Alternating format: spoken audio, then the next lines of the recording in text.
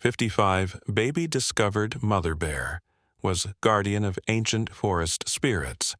What happened next was magical. The forest held its breath that morning, and Ethan Marshall noticed it the moment he stepped past the weathered trail marker. Something was different about this place. Something that made his camera feel heavier in his hands, though he couldn't say why. The usual symphony of birds had fallen silent, replaced by a stillness so complete it seemed to press against his eardrums. He had been walking these woods for 3 months now, ever since Sarah's funeral, seeking something he couldn't name in the endless patterns of bark and leaf. The grief sat in his chest like a stone, smooth and heavy from constant handling, and photography had become his only language for the things he couldn't say aloud.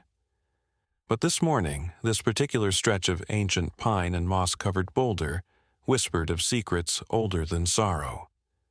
The air tasted different here, sweet and thick like honey on the tongue, carrying a warmth that didn't match the cool October morning. Ethan paused, adjusting the strap of his camera bag, and listened. There it was again, that strange quality to the silence, not empty but full, pregnant with possibility. The moss beneath his boots seemed to give more than it should, as if the earth itself was breathing slowly, deeply, in meditation. He had wandered off the main trail an hour ago, following nothing more than instinct and a peculiar pull in his chest, the kind of feeling that had led him to his best photographs over the years. Sarah used to laugh at what she called his photographer's compass, the way he could sense when something extraordinary waited just around the next bend. The memory twisted in him, bittersweet, but he pushed forward, drawn by something stronger than grief. The trees grew older as he walked deeper, their trunks widening until some were broader than his apartment back in the city. These weren't the planted pines of managed forests, but ancient giants that had never known an axe, their bark forming deep canyons and ridges that looked like frozen waterfalls of wood. The light changed too, filtering through the canopy in long, golden shafts that moved like living things, swaying and dancing though no wind stirred the branches above. Ethan raised his camera instinctively, then lowered it again. Something told him this wasn't the moment, not yet. The feeling in his chest grew stronger, a gentle tugging that reminded him of being a child, following his grandmother through her garden as she searched for the perfect tomato, knowing by some sixth sense exactly which plant held the ripest fruit. Then he heard it. A sound so soft it might have been imagination, except that it came again and again, rhythmic and melodious. It wasn't quite singing and wasn't quite humming, but something in between, a vibration that seemed to come from the earth itself. Ethan froze, every photographer's instinct screaming at him to move, silently, to become invisible, to witness without disturbing. The sound pulled at something deep in his chest, loosening the tight knot of grief just slightly, like fingers working at a stubborn tangle. He moved forward, placing each foot with the care of a deer walking on frozen pond ice, following the strange melody through a curtain of hanging moss that felt like silk against his face. The clearing opened before him like a secret room, circular and perfect, carpeted with moss that glowed with a faint phosphorescence he had never seen in any forest before. But it wasn't the impossible moss that stopped his breath and made his hands shake as they gripped his camera.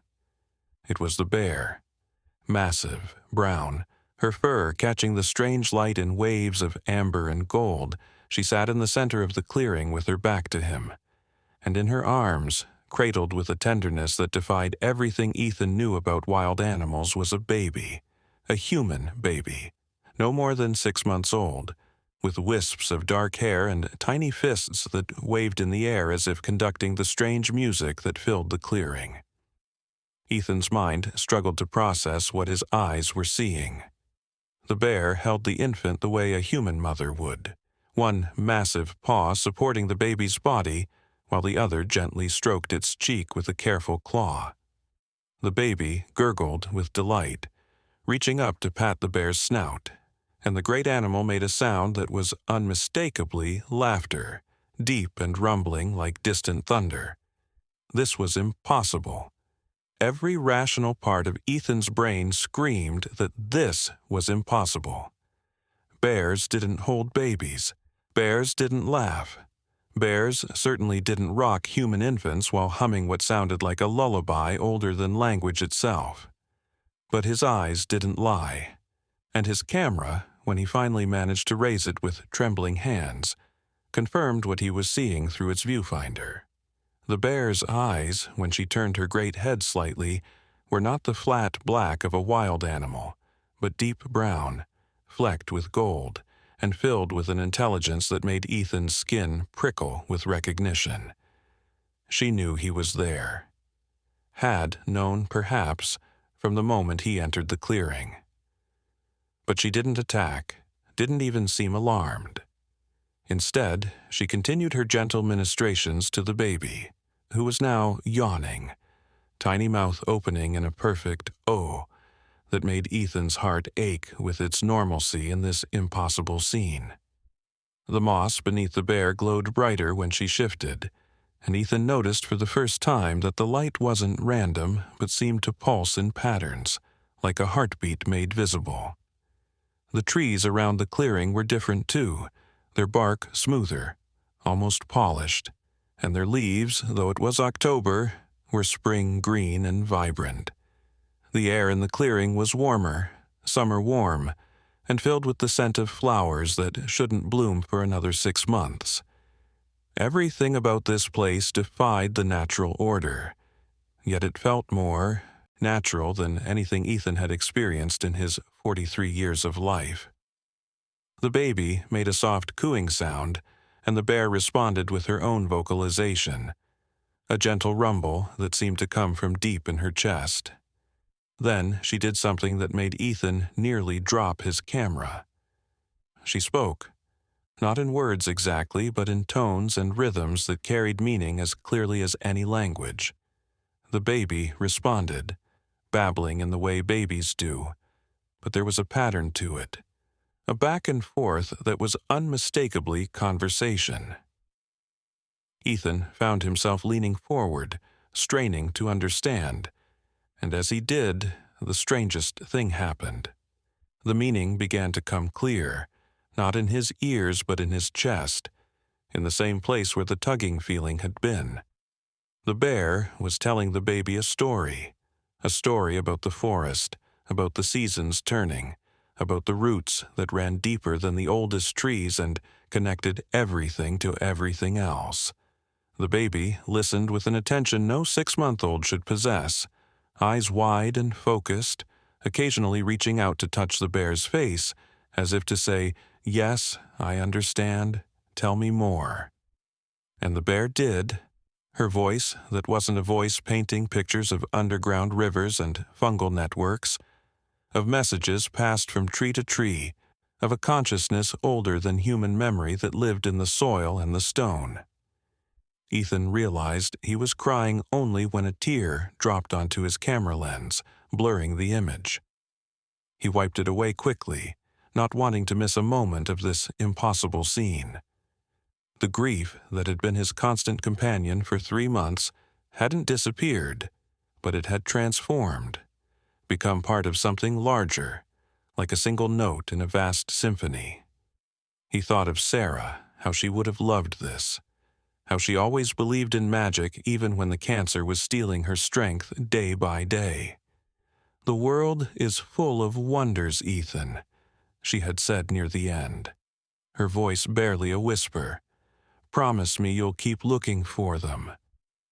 The bear turned then, fully facing him, and Ethan's breath caught in his throat. He expected fear, expected the primal terror of being face to face with a massive predator, but it didn't come. Instead, he felt seen, truly seen, in a way that went beyond the physical. The bear's eyes held knowledge, ancient and patient, and in them, Ethan saw himself reflected not as an intruder, but as another part of the forest's story, drawn here by the same invisible threads that connected the moss to the trees to the sky. The baby turned too, following the bear's gaze, and smiled at him, a gummy, perfect smile that made Ethan smile back through his tears. Time moved differently in the clearing. Ethan couldn't say how long he stood there, watching, as the bear continued to care for the baby with a tenderness that redefined everything he thought he knew about the natural world. She fed the child something that looked like honey but glowed with its own light. Drops of golden liquid that the baby swallowed eagerly. She cleaned the infant's face with a tongue that should have been too rough but seemed to barely brush the delicate skin. She sang, if it could be called singing, melodies that had no words but conveyed meaning deeper than language. The sun moved across the sky, but its light in the clearing remained constant, that golden, living quality that made everything seem to breathe in unison. Other animals began to appear at the edges of the clearing, deer and rabbits, squirrels and birds, even a fox that sat watching with the same quiet attention Ethan felt. None of them showed fear of the bear or of each other. They were audience, Ethan realized, witnesses to something sacred and regular, a daily ritual that had perhaps gone on for weeks or months or longer. As the afternoon wore on, Ethan noticed more details that defied explanation. The baby's clothes, what little it wore, seemed to be made of materials he didn't recognize, fabric that shifted color like oil on water, but felt, when a breeze lifted an edge, soft as spider silk. There were patterns in the glowing moss, spirals and circles that reminded him of the Celtic knots Sarah had loved to draw in the margins of her notebooks. The bear's fur, where the strange light caught it, showed markings that weren't quite natural, swirls and whirls that suggested deliberate design rather than random coloration. The baby began to fuss as the day grew later, and the bear's response was immediate and practiced. She stood, rising to her full height with the infant cradled against her chest, and began to walk the perimeter of the clearing. Her movements were nothing like the lumbering gait Ethan associated with bears. She moved like a dancer, each step deliberate and graceful, and the moss glowed brighter wherever her paws touched. The baby calmed immediately, tiny fingers grasping the bear's fur, eyes growing heavy with sleep. It was then that Ethan noticed the others. Shapes in the trees, translucent and shifting, barely visible even when he looked directly at them. They moved with the bear, following her path around the clearing, and their presence felt ancient, patient, watchful. Not threatening, but protective, like guardians of something precious. The baby seemed to see them clearly, eyes tracking their movement even as sleep began to claim consciousness. One of the shapes drifted closer to Ethan, and he felt rather than heard a question, gentle but insistent. "Why are you here?" The answer came from the same deep place where he had been feeling the pull all morning. He was here because he was supposed to be here, because Sarah's death had broken him open in just the right way to see what had always been there but hidden. Because the baby needed a witness, someone from the human world who could understand that not all separations were abandonment, not all losses were endings. The shape seemed satisfied with this answer, though Ethan hadn't spoken aloud, and drifted back to join the others in their eternal circle. The bear settled back in the center of the clearing as the baby fell asleep, adjusting her position so the infant rested comfortably against her warm bulk. She looked at Ethan again, and this time he understood the invitation in her gaze. Slowly, carefully, he entered the clearing proper, his feet sinking into the impossible softness of the glowing moss. The warmth here was different, not just temperature, but something that went deeper. touching places in him that had been cold since Sarah's diagnosis. He sat down a respectful distance from the bear and the baby, cross-legged like a child at story time, and waited. The forest began its evening symphony, but here in the clearing, the sounds were muted, transformed into something like a lullaby. The bear's breathing deepened, synchronizing with the baby's, and Ethan found his own breath following the same rhythm.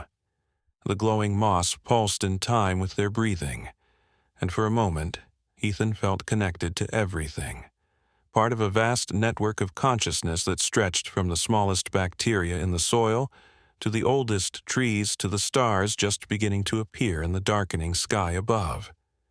The bear began to hum again, the same melody that had drawn Ethan to the clearing, and this time he could almost understand the words that weren't words. It was a song of belonging, of cycles and seasons, of the way everything that seemed to end was really just changing form. The baby stirred in sleep, making small sounds of contentment, and one tiny hand escaped from the bear's embrace to rest against the glowing moss. Where the baby's skin touched the moss, the light grew brighter, spreading in ripples like water disturbed by a dropped stone.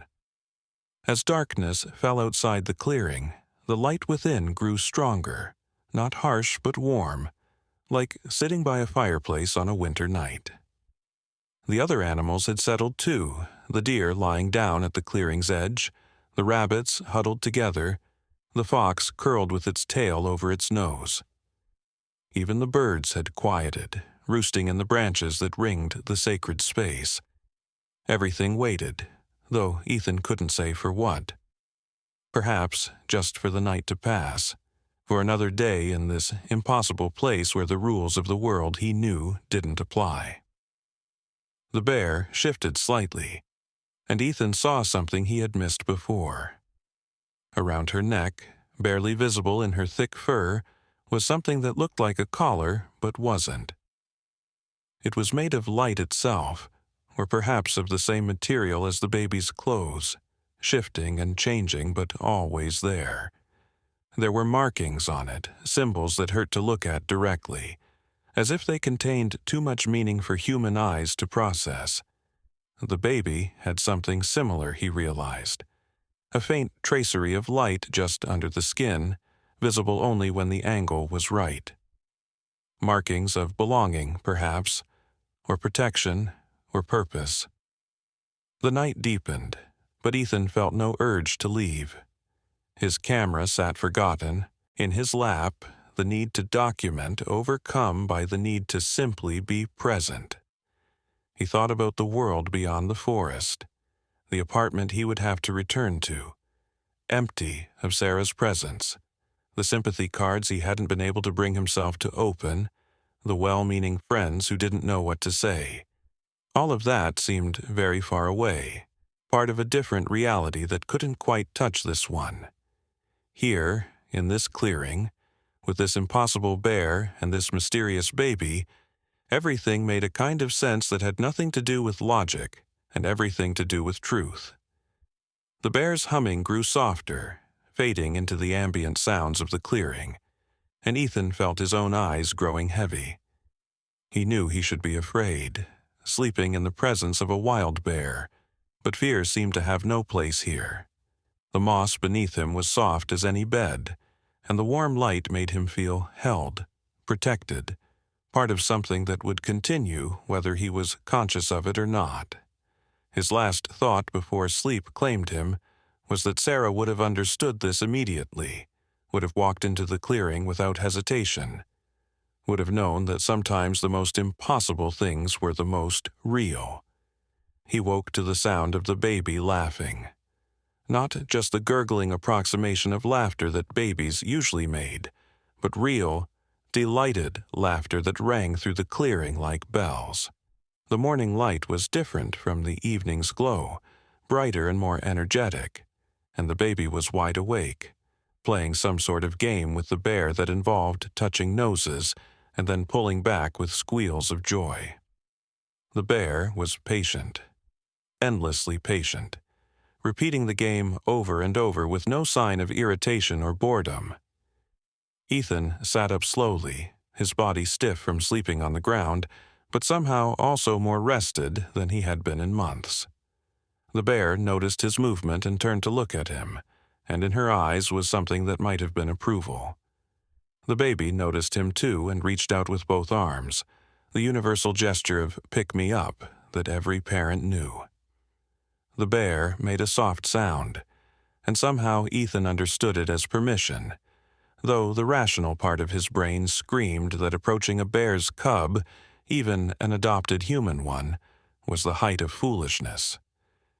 But he moved anyway, drawn by something stronger than reason, and the bear shifted to allow him closer. Up close, the baby was even more remarkable. Those eyes were ancient, knowing, filled with an intelligence that belonged in someone much older. But the smile was pure infant, gummy and wide, and absolutely delighted by existence itself. Ethan held out a finger, and the baby grasped it with surprising strength, pulling it immediately toward its mouth. The bear made that rumbling laugh again, and Ethan found himself laughing too, the first real laugh since Sarah's death. The baby's skin was warm, almost fever-warm, but it didn't seem unhealthy. If anything, the child appeared to be thriving, plump and bright-eyed and alert. There were those strange markings under the skin, more visible now in the morning light, forming patterns that seemed almost like writing in a language Ethan didn't recognize.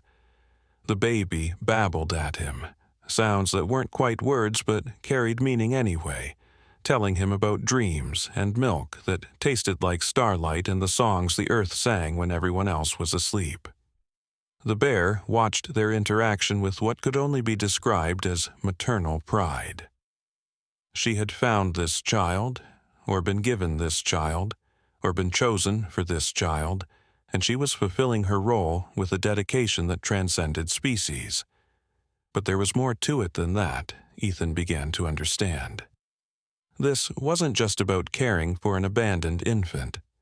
This was about something larger, something that connected to those translucent figures he had seen the night before, to the glowing moss and the impossible warmth and the way the forest itself seemed to bend around this clearing. As if sensing his thoughts, the bear stood and moved to a particular spot at the edge of the clearing. She looked back at Ethan and the baby, clearly indicating they should follow. Ethan stood, his knees protesting, and walked over, the baby still holding his finger.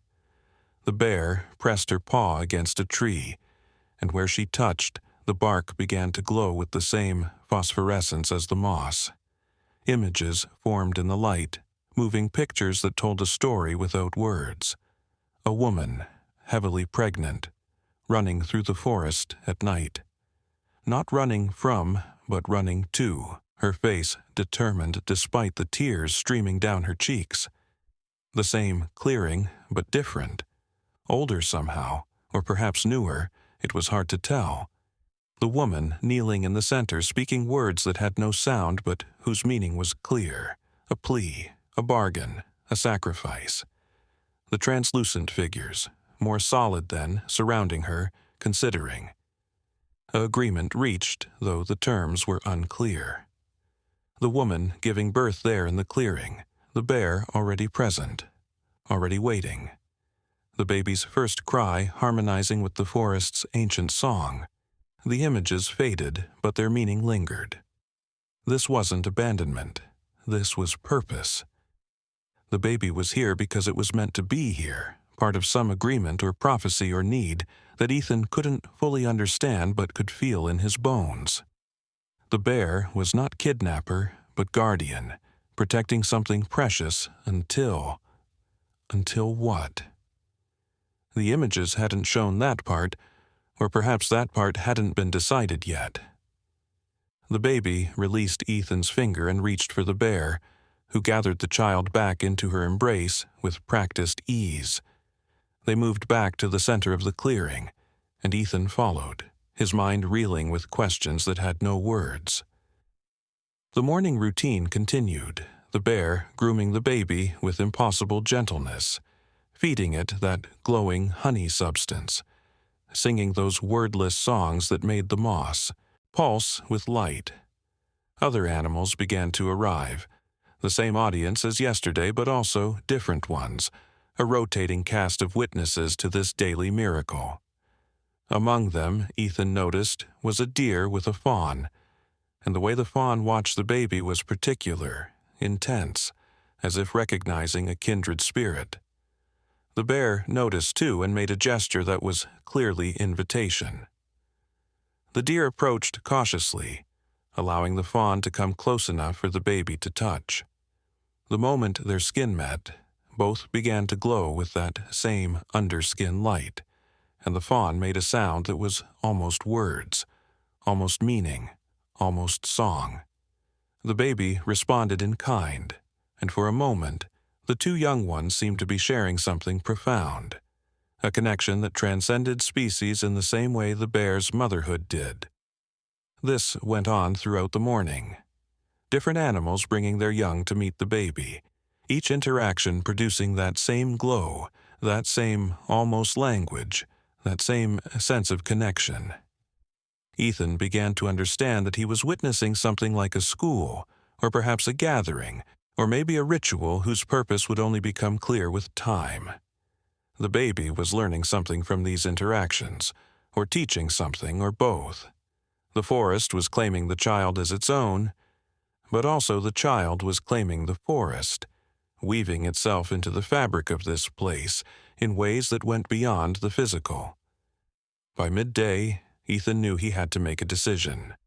He could leave, go back to the world he knew, try to forget what he had seen or convince himself it had been a dream. Or he could stay, at least a little longer, and try to understand what this meant, why he had been allowed to witness it, what role he might play in whatever was unfolding here. The camera in his hands felt like a weight and a responsibility. He had photos now, evidence of the impossible, but showing them to the world felt like betrayal. This was not a story for newspapers or nature documentaries. This was something private, sacred, meant only for those the forest chose to include. The bear looked at him as if reading his thoughts, and in her eyes was a question and an invitation. She moved aside, creating space for him in the circle of warmth and light that surrounded the baby. The infant reached for him again, babbling excitedly, and Ethan made his choice. He sat down in the space the bear had made for him, setting his camera aside, and let himself become part of whatever this was. The baby immediately crawled into his lap, or tried to, still too young for proper crawling, but managing a determined wiggle that achieved the same result. The weight of the child was surprising, denser than a normal baby, as if those glowing markings under the skin added substance as well as light. But it was a good weight, grounding, real in a way that nothing had felt real since Sarah's death. The baby looked up at him with those ancient eyes and spoke, not in babbles this time, but in something closer to words, though words in no language Ethan recognized. Yet he understood them anyway, understood that the baby was saying hello, saying welcome, saying you belong here too. The afternoon passed in a dream of impossible moments. The bear showed Ethan how to feed the baby the glowing honey, how to hold the child so the forest's lullabies could work their magic, how to read the patterns in the moss that told stories older than human civilization. The other animals accepted him as they accepted the bear, without question or fear, as if his presence had always been part of the pattern.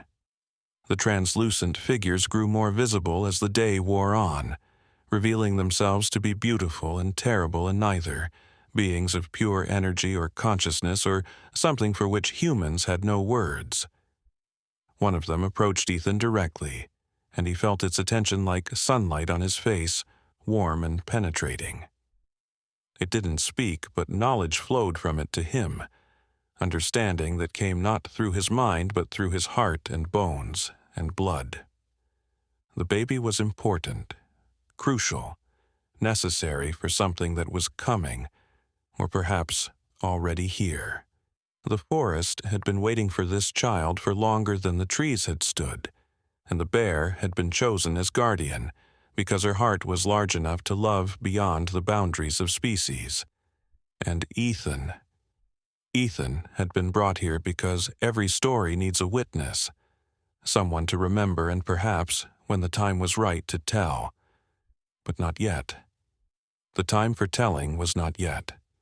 For now, his role was simply to be present, to watch, to learn, to become part of the tapestry being woven in this impossible clearing. The baby seemed to understand this too, patting Ethan's face with clumsy hands that left traces of light on his skin, temporary markings that made him part of the pattern, if only for a while. The bear rumbled her approval, and the forest itself seemed to sigh with satisfaction, as if a piece that had been missing had finally been found and placed where it belonged. As evening approached again, Ethan knew he would have to leave soon, at least temporarily. He had a life in the outside world, responsibilities, things that needed tending. But he also knew he would come back, drawn by the same invisible threads that had brought him here in the first place. The baby seemed to know this too, didn't cry or protest when Ethan gently transferred the child back to the bear's waiting arms.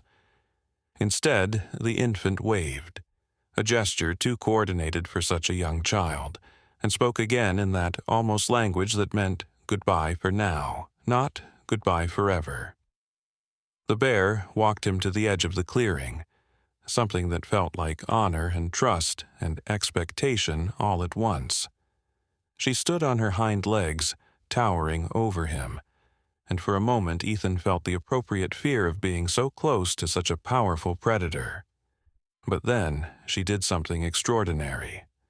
She placed one massive paw on his shoulder, gentle as a whisper, and in that touch was a transfer of something, knowledge or blessing or responsibility.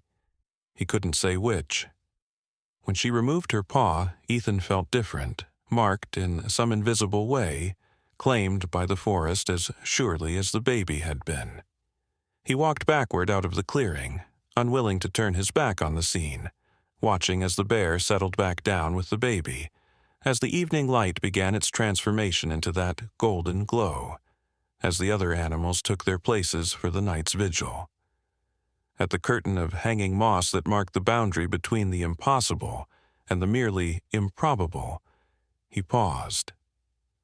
The baby was watching him, and in those ancient infant eyes was a promise that their stories were now intertwined, that whatever was beginning or continuing or ending here, Ethan was part of it now.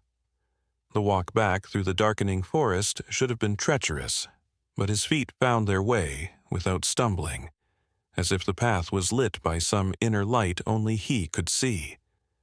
His camera hung heavy around his neck, full of images that no one would believe, that he barely believed himself despite having lived them, but belief was perhaps beside the point. What mattered was witness, presence, the willingness to see what was really there, rather than what was supposed to be there. When he finally reached his car, parked at the trailhead what felt like days ago but had only been 2 nights, the regular world crashed back into him like a wave. The grief was still there, Sarah's absence still a hole in his heart, but something had shifted. The hole was the same size, but it was no longer empty. It was filled with light and impossibility, and the memory of a baby's ancient eyes, and a bear's maternal love, and a forest that sang lullabies older than human memory. He sat in his car for a long time, not starting the engine, just holding space for everything that had happened, everything he had seen, everything he now knew to be true despite its impossibility. When he finally drove away, it was with the knowledge that he would return tomorrow, and the next day, and the next. Not to interfere, not to document, but simply to be part of something that didn't require his understanding, only his presence. The baby needed witnesses, the bear needed support, and the forest needed someone to bridge the gap between the world of logic and the world of deeper truths.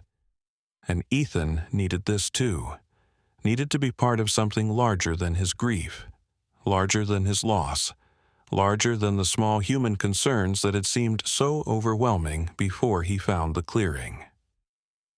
As he drove through the darkness toward the city lights, he thought about the story he wouldn't tell, the photos he wouldn't share, the secret he would keep.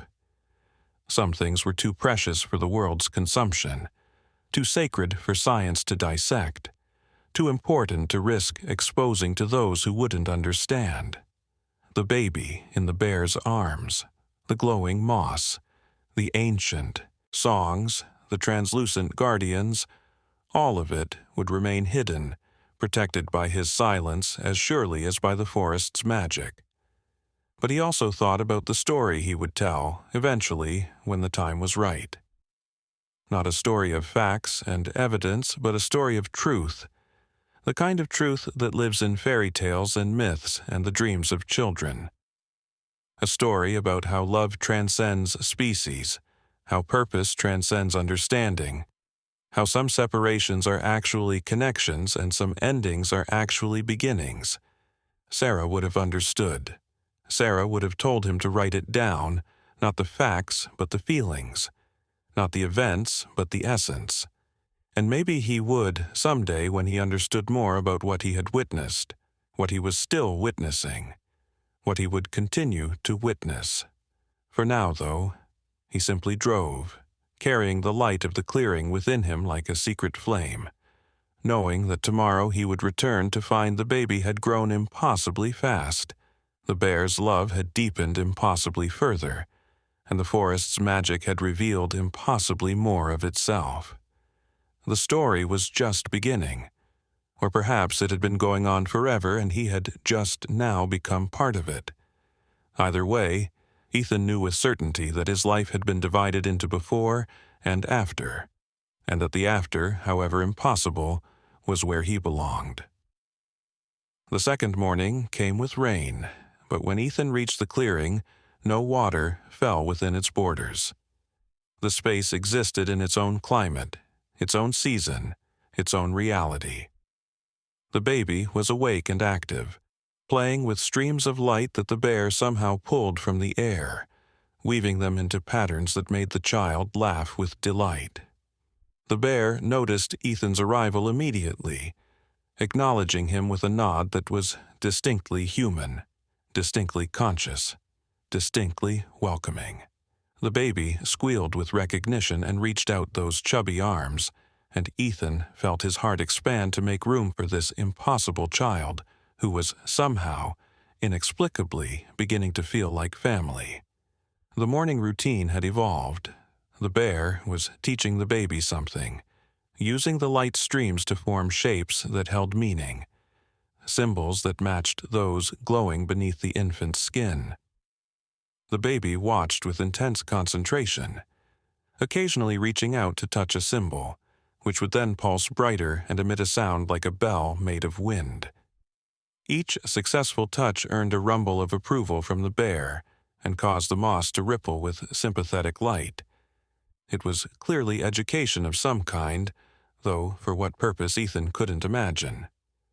He settled into what was becoming his spot in the clearing, and immediately several of the smaller animals approached him.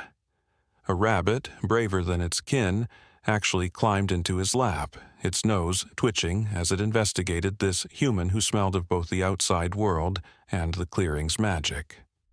A cardinal landed on his shoulder, preening its feathers as if his presence was as natural as a tree branch. Even the fox from yesterday returned, sitting close enough that Ethan could have touched it, watching the baby's lessons with the same attention Ethan felt. The baby's progress was remarkable, impossible by normal developmental standards. The child who could barely crawl yesterday was now pulling itself up using the bear's fur, standing on wobbly legs that gained strength with each attempt. The sounds the infant made were becoming more complex, closer to words, though words in that strange language that bypassed the ears and spoke directly to understanding. When the baby finally managed 3 full steps before falling back onto the soft moss, the entire clearing seemed to celebrate, the light pulsing brighter, the trees rustling without wind, the animals making soft sounds of approval. The bear caught the falling baby with infinite gentleness, lifting the child up to try again and again and again with patience that seemed bottomless. On the 7th attempt, the baby made it all the way across the clearing to where Ethan sat, collapsing into his arms with a triumphant giggle. The weight of the child, that strange density he had noticed yesterday, seemed to pulse with warmth and life, and something else, something that made Ethan's own skin tingle where they touched. Looking down, he saw that the baby's markings were glowing brighter, and where the child's hand rested on his arm, faint echoes of those patterns appeared on his own skin, temporary but visible. The bear approached and did something that took Ethan's breath away. She spoke, not in growls or rumbles, but in actual words, though words in no language he recognized. Yet, like everything else in this clearing, understanding came anyway, flowing into him like water into a waiting vessel. She was telling him about the baby's mother, the woman from the vision, whose name had been Lily Morgan. She had been special, marked from birth just as her child was now marked, chosen for a purpose she only partially understood. She had come to the forest when she felt the baby's time approaching, knowing somehow that this was where the child needed to be born, where the child needed to grow, where the child needed to learn what only the forest could teach. The bear's words painted a picture of a young woman torn between 2 worlds, the human world that couldn't understand what she was becoming, and the forest world that called to her blood and bones. She had tried to live normally, to ignore the markings that appeared on her skin during full moons, to pretend she didn't hear the voices of trees and stones and streams. But when she became pregnant, when she felt the life growing inside her carrying the same ancient light, she knew she couldn't pretend anymore. The child would be even more than she was, would be bridge and guardian and voice for something humanity had forgotten but desperately needed to remember. So she had come to the forest, heavy with child and purpose, and made a bargain with the old powers that lived in the spaces between what was real and what was true. She would give her child to the forest's keeping, and the forest would give the child what no human upbringing could, an understanding of the deep connections that held the world together, the ability to speak the languages that existed before words, the knowledge of how to heal the growing rift between the human world and the natural one. It was sacrifice and gift combined, heartbreak and hope intertwined, an ending that was really a beginning.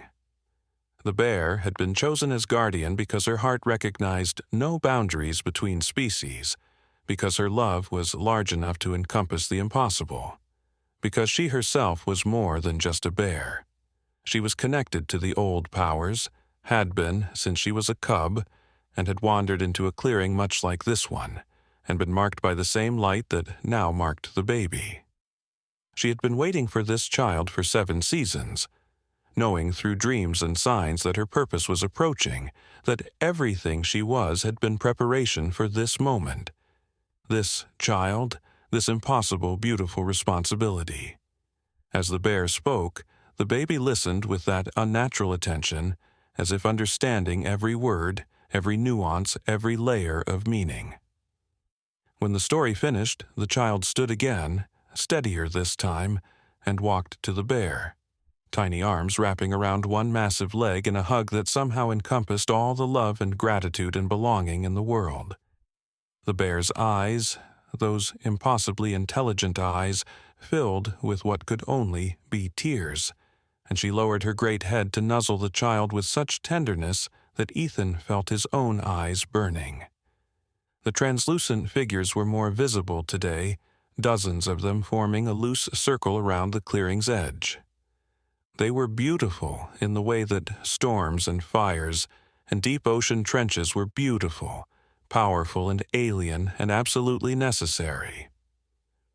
One of them drifted closer to the baby, and where it touched the child's head, new markings appeared, more complex than the others, spiraling across the infant's scalp like a crown of light. The baby laughed, reaching up to try to catch the being, but it drifted back, its purpose apparently fulfilled. The rain outside the clearing was growing heavier. Ethan could hear it drumming on the canopy above, but within the charmed circle, the air remained warm and dry. The baby was practicing walking again, but now each step left a glowing footprint in the moss that faded slowly, like the afterimage of a bright light. The bear followed close behind, ready to catch any fall, but the falls were becoming less frequent. The child was learning at an impossible rate, developing abilities that went beyond the merely physical.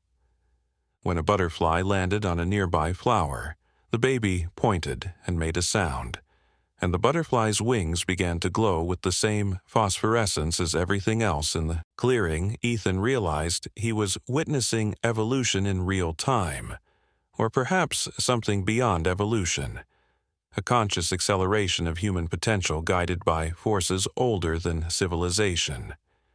The baby was becoming something new, or perhaps something very old that humanity had forgotten it could be. The bridge between worlds that Lily Morgan had hoped for, the voice that could speak to both forest and city, the heart that could hold both wild and civilized in perfect balance. It was magnificent and terrifying and absolutely necessary, though Ethan couldn't have said why he knew that last part with such certainty. Lunchtime brought a new development. The bear led them to a different part of the clearing where a spring bubbled up from between two rocks, its water crystal clear but with that same faint luminescence that marked everything here as the other. She showed Ethan how to cup the water in his hands for the baby to drink, and when the child did, the markings under the skin pulsed in rhythm with swallowing, as if the water was feeding more than just thirst.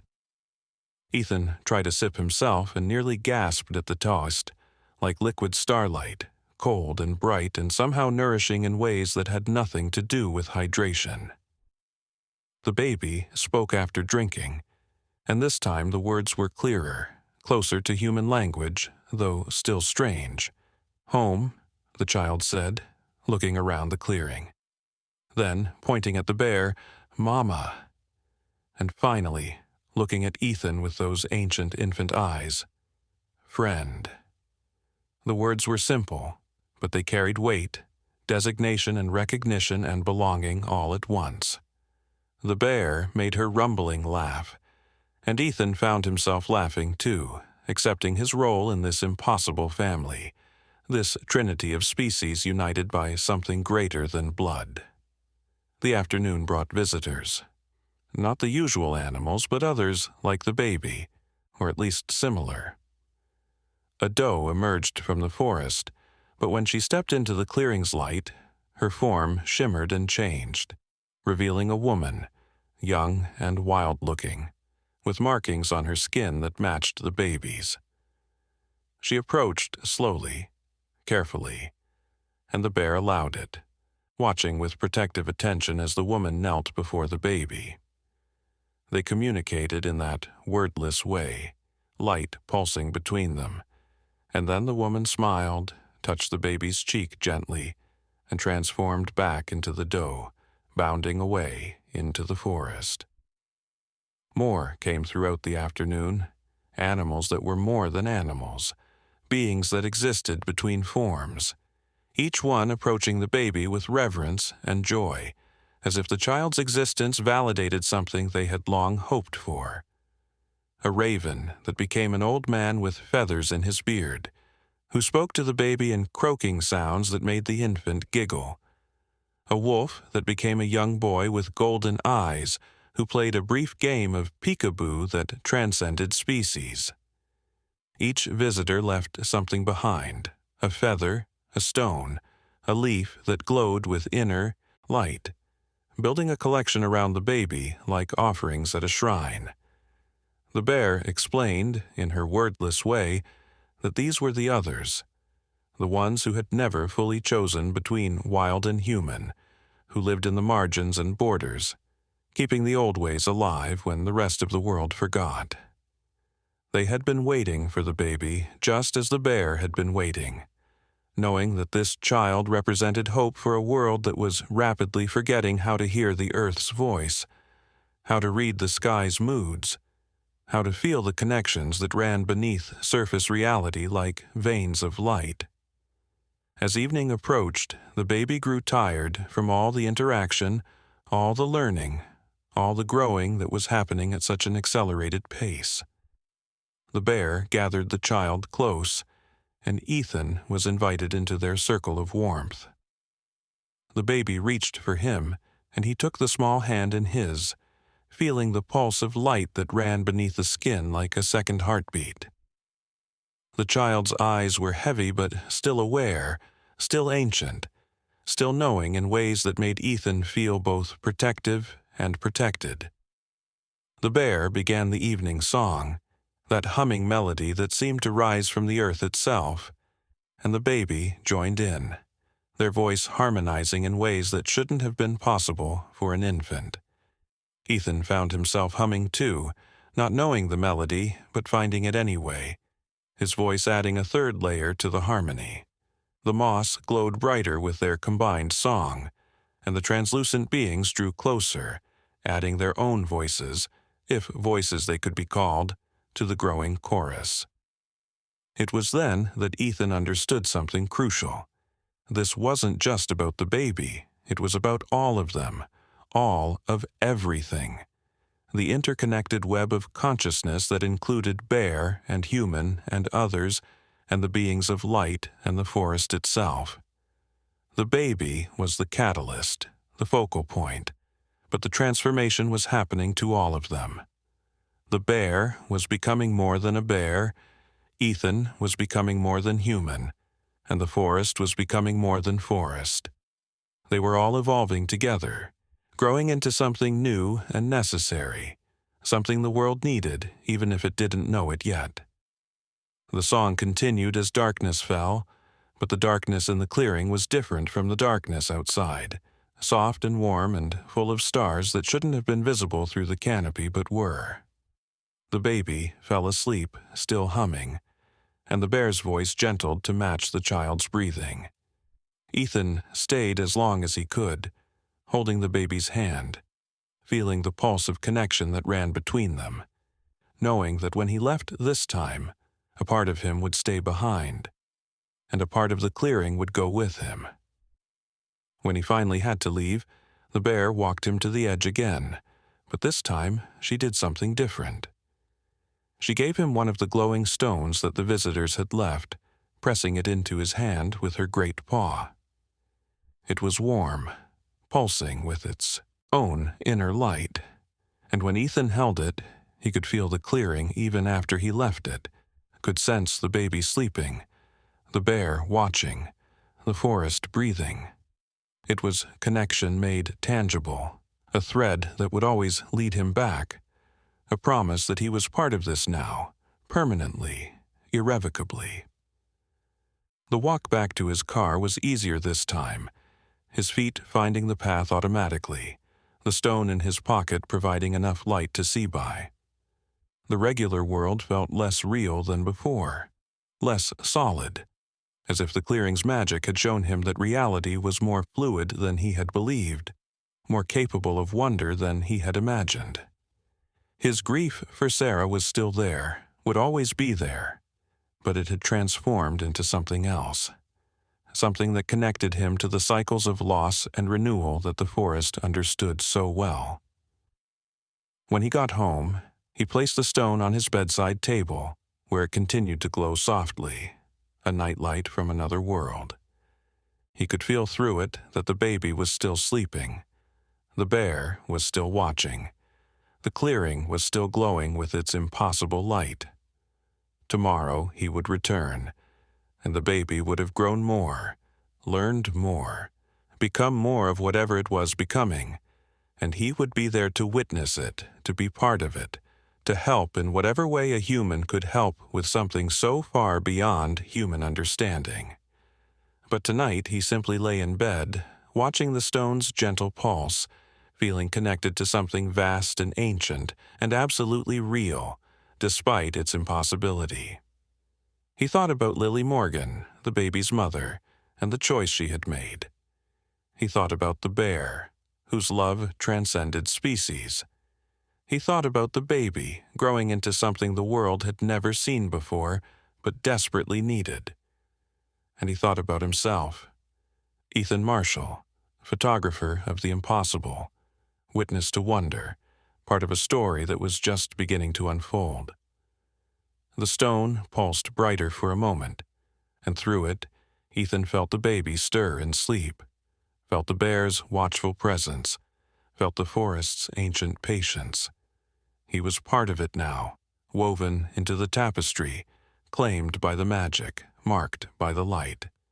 His old life hadn't ended, but it had been transformed, enlarged, made infinite by his connection to the clearing and its impossible inhabitants. Tomorrow would bring new wonders, new revelations, new growth.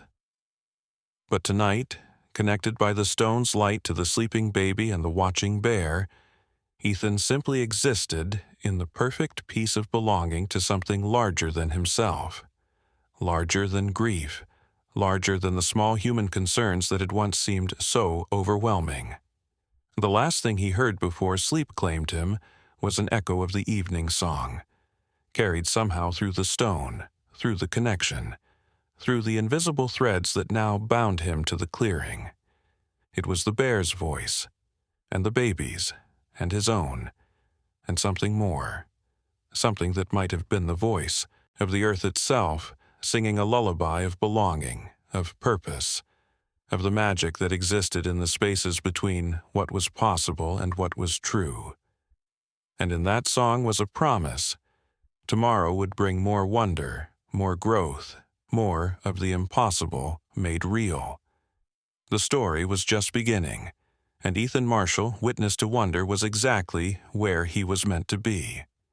The third morning arrived with fog so thick that the forest seemed to exist in a dream, but Ethan's feet found the path without hesitation, the stone in his pocket pulling him forward like a compass pointing to true north. When he reached the clearing, the sight that greeted him stole his breath entirely. The baby was standing in the center, no longer the infant of 2 days ago, but a toddler, walking with confidence, speaking in clear syllables that danced between human language and something older. The acceleration of growth should have been terrifying, but instead it felt right, necessary, as if the child was catching up to the ancient wisdom already present in those remarkable eyes. The bear noticed his arrival and made a gesture that was unmistakably, "Come, see this," and Ethan approached to find the child doing something extraordinary. With small hands that glowed with inner light, the baby was touching the moss, and where those fingers made contact, images formed, stories told in light and color that hung in the air like living paintings. They showed the forest's history, going back and back and back, to times when the trees were young, when the first humans walked among them knowing the language of bark and leaf, when the separation between human and nature didn't exist because humans knew they were nature, just another expression of the same infinite creativity that produced flowers and storms and stars. The baby looked up at Ethan with eyes that held galaxies and spoke his name. Not the name his parents had given him, but his true name, the one written in the patterns of his DNA and the rhythm of his heartbeat. The sound of it made something inside him resonate like a struck bell, and suddenly he could see his own markings, faint but present, glowing beneath his skin in patterns that had always been there but hidden, waiting for the right moment, the right catalyst, the right child to awaken them. The bear rumbled with what sounded like satisfaction, as if she had known this would happen, had perhaps been waiting for it as much as she had been waiting for the baby. The child took his hand and led him to a specific spot in the clearing where the moss grew differently, spiraling outward in patterns that hurt to look at directly, containing too much information for normal human perception to process. But with the baby's hand in his, Ethan found he could see it, understand it, read the story written in living light. It was the same story the bear had told yesterday, but deeper, more complete, showing not just Lily Morgan's journey, but the journeys of all who had come before her, a lineage of bridge builders and boundary walkers stretching back to the dawn of human consciousness. They had always existed, these special ones, keeping the connection alive even as the rest of humanity forgot, industrialized, separated itself from the natural world in the name of progress. They had been shamans and witches, druids and medicine women, labeled dangerous by those who feared what they represented, the reminder that humans were not separate from, but part of the living web that connected all things. Lily Morgan had been the latest in this ancient line, and her child was meant to be something even more. Not just a keeper of the old ways, but a herald of the new, or perhaps the return of something so old it seemed new to modern eyes. The baby released Ethan's hand and walked to where the bear sat watching, climbing into her lap with the easy familiarity of a child with its mother. But then something happened that made Ethan's knees weak with awe. The bear began to change, not all at once, but slowly, gently, her form shimmering like heat waves rising from summer asphalt. For a moment, just a moment, she wasn't a bear at all, but a woman, wild-haired and beautiful, in a way that had nothing to do with conventional beauty and everything to do with power and presence. Her eyes were the same, those intelligent, knowing eyes, and she smiled at Ethan before shimmering back into her bear form, the baby still cradled in her arms as if nothing had happened. The child laughed, delighted, and reached up to touch the bear's face, and where those small fingers made contact, the bear's fur glowed with the same inner light that marked everything in this clearing. They were teaching each other, Ethan realized, the baby showing the bear how to access the shape-changing abilities that had always been dormant within her, the bear showing the baby how to be wild and free and unafraid of the power growing within. It was a symbiosis of the most perfect kind, each becoming more themselves through their connection to the other. The translucent beings were fully visible now, revealed as what Ethan could only think of as forest spirits, though that term felt inadequate for beings of such complexity and beauty. They moved like dancing light, sometimes separate, sometimes joining together into larger forms that suggested faces, bodies, wings, before dissolving back into individual streams of consciousness. One of them approached the baby, and the child stood, leaving the bear's embrace to meet it halfway. They touched, child and spirit, and for a moment they merged, the baby becoming translucent, the spirit becoming solid, before separating again with what sounded like shared laughter. It was then that Ethan noticed the changes in himself. His vision was sharper, able to see colors that didn't have names, patterns in the air that showed the movement of energy from plant to animal to earth and back again. His hearing had expanded too, picking up not just sounds, but meanings. The conversations between trees carried on chemical signals. The songs stones sang about the slow dance of geological time. And beneath his skin, those faint markings were growing stronger, more defined, writing themselves into existence with each moment he spent in the clearing's transformative light. The baby came to him then, walking with purpose, and spoke in that voice that was too mature for such a young body, but perfectly matched those ancient eyes. "You were chosen too," the child said, and the words carried layers of meaning that Ethan was only beginning to understand. Mother knew you would come. The forest knew. We all knew. You're the storyteller, the one who will help others understand when the time comes for the secret to be shared. But not yet. First, you must see. First, you must become.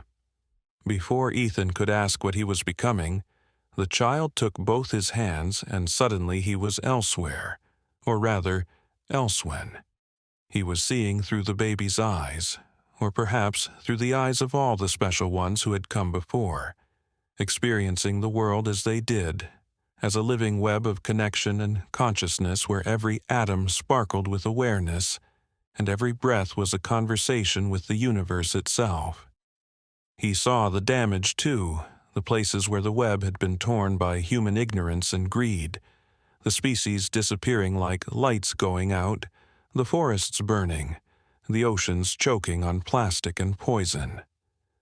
But he also saw the healing that was possible, that was already beginning in places like this clearing where the old magic still lived. He saw others like the baby being born or awakening around the world. Children and adults whose dormant abilities were stirring in response to the Earth's need. He saw the bear and others like her, animals who were more than animals, ready to bridge the gap between human and wild. And he saw himself not as Ethan Marshall, the grieving photographer, but as something more, a voice for the voiceless, a translator of the untranslatable, a bridge between the world that was and the world that was becoming. The vision ended, and he was back in the clearing, gasping as if he had been holding his breath for hours. The baby patted his cheek gently, comfortingly, with a wisdom no child should possess. "It's overwhelming at first," the child said, "but you'll grow into it. We all do, and you're not alone. None of us are alone. That's the most important thing to remember. The separation was always an illusion. We're all part of the same song, just different notes in an infinite symphony." The bear stood then, and again she shimmered, this time holding the change longer, standing as a woman for several breaths before returning to her ursine form. She was learning control, Ethan realized, guided by the baby's unconscious teaching, becoming what she had always had the potential to be. When she looked at him with those intelligent eyes, he understood that she was offering to teach him too, to show him how to access the wildness that lived in every human but had been buried under centuries of civilization. The lesson began immediately. The bear showed him how to really see the forest, not with human eyes that categorized and labeled, but with older sight that recognized kinship and connection. She taught him through example and presence rather than words, showing him how to move through the underbrush without disturbing it, how to read the messages in the wind, how to feel the underground network of fungi that connected every plant in the forest, like neurons in a vast brain. And slowly, impossibly, Ethan found himself understanding, his body remembering skills it had never learned, his mind accessing knowledge that hadn't been taught but awakened. The baby watched their lessons with delight, occasionally offering corrections or encouragement in that too mature voice. When Ethan managed to call a bird to his hand, using only intention and openness, the child clapped with genuine joy. When he placed his palm against a tree and felt its slow thoughts, its centuries of patience, the baby nodded with approval. Each small success was celebrated by the entire clearing, the moss pulsing brighter, the spirits dancing closer, the very air seeming to sparkle with shared accomplishment. As the day progressed, more visitors arrived, but these were different from yesterday's others. These were ordinary animals, or at least they started that way. A rabbit that the baby touched and suddenly could stand on its hind legs and speak a few words. A crow that landed on the child's shoulder and flew away with light trailing from its wings. A snake that coiled around the baby's arm and afterward moved with impossible grace, its scales shimmering with rainbow colors. The child was changing them, awakening something dormant, or perhaps placing something new, preparing an army of helpers for whatever was coming. The bear explained, in her way that was becoming clearer to Ethan as his understanding grew, that this was part of the baby's purpose. Not just to bridge the human and natural worlds personally, but to create a network of bridges, a web of awakened beings who could help heal the damage that had been done and prevent worse damage from occurring. The animals would return to their territories changed, able to communicate in new ways, able to influence their environments and the humans they encountered. It was evolution guided by love rather than survival, conscious rather than random, purposeful rather than accidental. But it wasn't just the animals being changed. The forest itself was responding to the baby's presence. Flowers bloomed out of season where the child walked. Trees grew new branches that reached toward the clearing as if drawn by magnetism.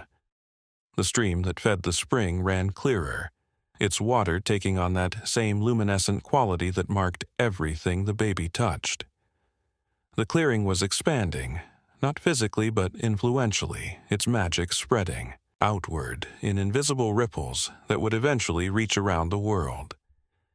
The baby grew tired as afternoon approached, but it was a different kind of tired than yesterday, deeper, as if the child had been expending enormous energy on all these transformations. The bear gathered the little one close, and Ethan was invited into their circle of rest. As they sat together, the baby between them, the child spoke again, and this time the words were prophecy, or perhaps memory of a future that was already written in the patterns of possibility. "The old world is ending," the baby said, voice soft but certain. "The world where humans thought they were separate, special, above rather than part of. But ending doesn't mean destruction. It means transformation. Like a caterpillar entering a chrysalis, everything must dissolve before it can be reformed into something that can fly.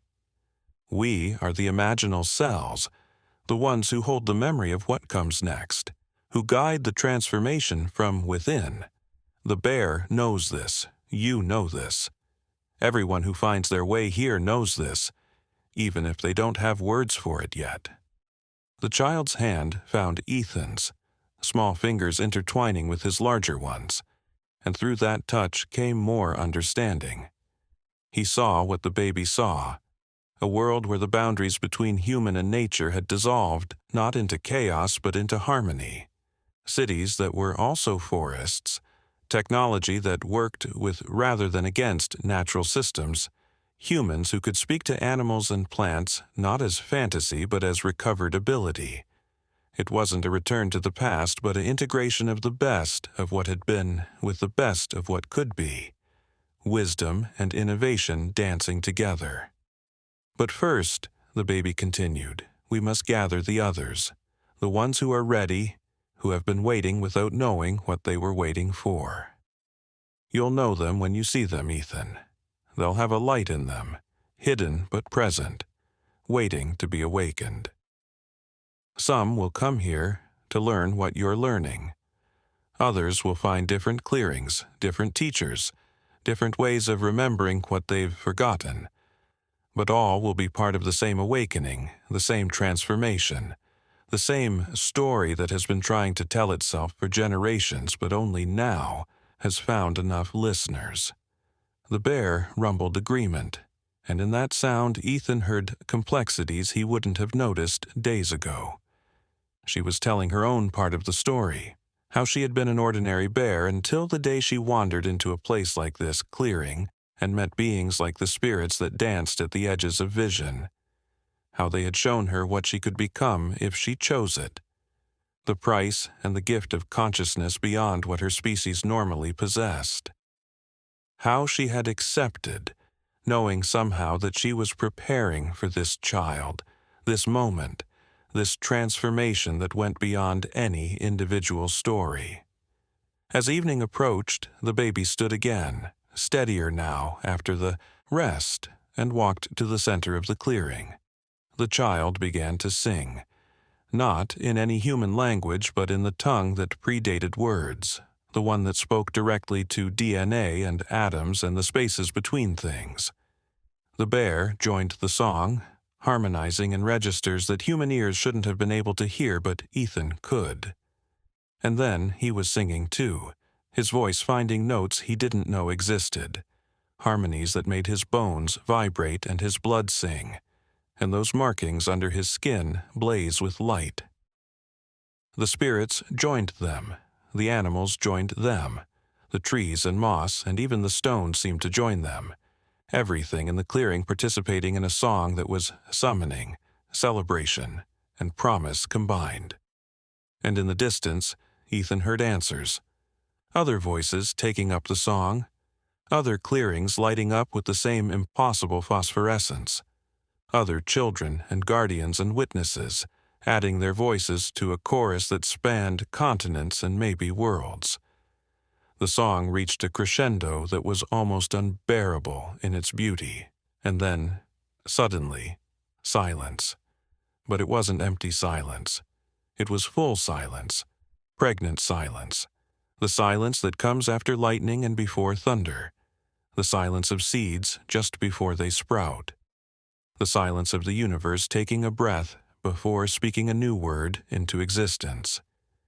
In that silence, Ethan felt the connection solidify, felt himself become irrevocably part of something that had no name but didn't need one, something that simply was and always had been and always would be, even if humans had forgotten it for a while.